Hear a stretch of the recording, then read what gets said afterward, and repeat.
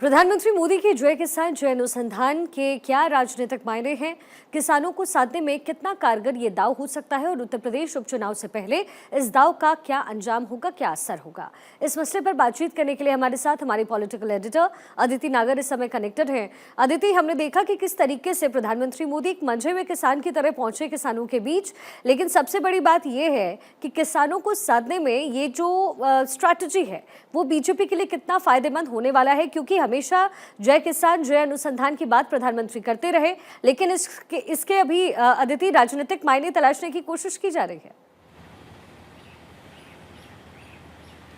बिल्कुल, और ये आयरनी है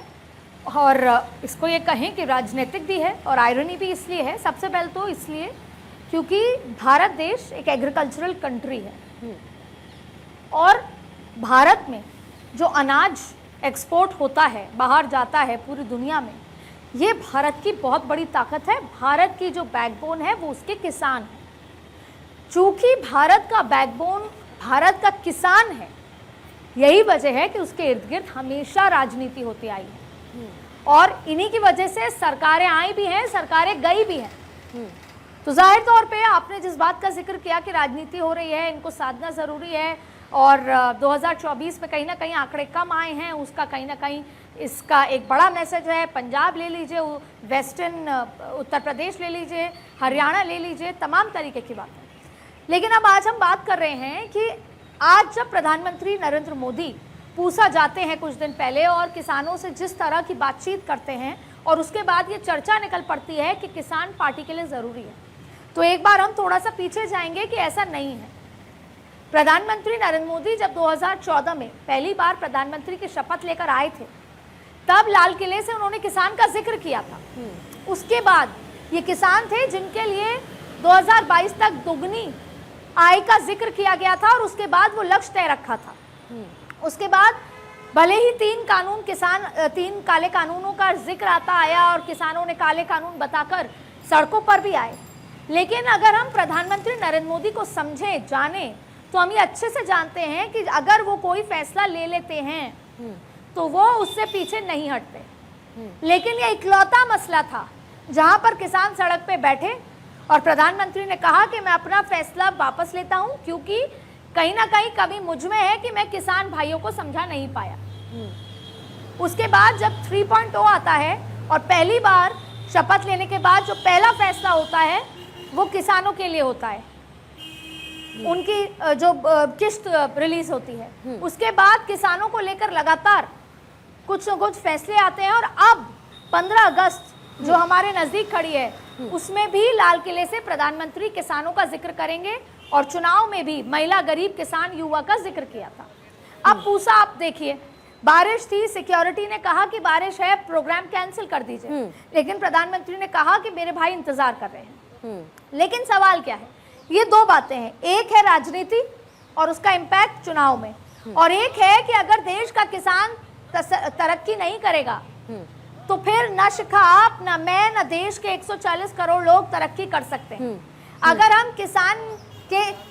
इन फसलों में इनोवेशन नहीं लाएंगे, रिसर्च नहीं लाएंगे, एक्सपेरिमेंट्स नहीं लाएंगे, तो आज जो हम कहते हैं कि ना पानी साफ है, ना हवा साफ है, और अब तो ये कहते हैं कि ना सब्जियां खाने लायक साफ है, तो ऐसे में वो जो अनाज है, मोटा अनाज, जिसको ये माना जाता था कि कभी कोई गरीब है वो मोटा अनाज मिलेट्स खाता है, बाजरा खाता है, आज उसी बाजरे के खेत में खड़े होकर प्रधानमंत्री से किसान ये कह रहे हैं कि अमेरिका के साइंटिस्ट आके पूछ के गए हैं कि अच्छे मिलेट्स की उपजाऊ पैदावार कैसे होगी। और ये नरेंद्र मोदी है जिन्होंने मिलेट्स को योगा की तरह पूरी दुनिया में प्रचलित कर दिया। अब मुझे पता है शिखा आप अगला सवाल पूछेंगी, लेकिन इसका राजनीतिक इम्पैक्ट क्या है। तो जाहिर तौर पे देश का किसान अगर नाराज है तो वो सरकार की भी बैकबोन है और वो पिलर है, वो टायर है जिससे गाड़ी चलती है, तो सरकार ढंग से नहीं चल पाएगी, जिसका एग्जाम्पल प्रधानमंत्री मोदी ने कहीं ना कहीं देखा। अब उत्तर प्रदेश में 10 सीटों पर, उन सीटों पर उपचुनाव है जहां पर किसान और जाट भाइयों का इम्पैक्ट है। हरियाणा में चुनाव है विधानसभा, महाराष्ट्र किसान विधानसभा चुनाव, तो ये हर वो जगह है, और झारखंड का भी जिक्र कर लेते हैं। तो ऐसे में प्रधानमंत्री नरेंद्र मोदी का एक नैरेटिव है कि जो ग्रामीण इलाके हैं और वहाँ रह रहे लोग हैं उनका कैसे उत्थान करना है, उसमें किसान भी आते हैं। जब ग्राम सड़क योजना की बात आती है,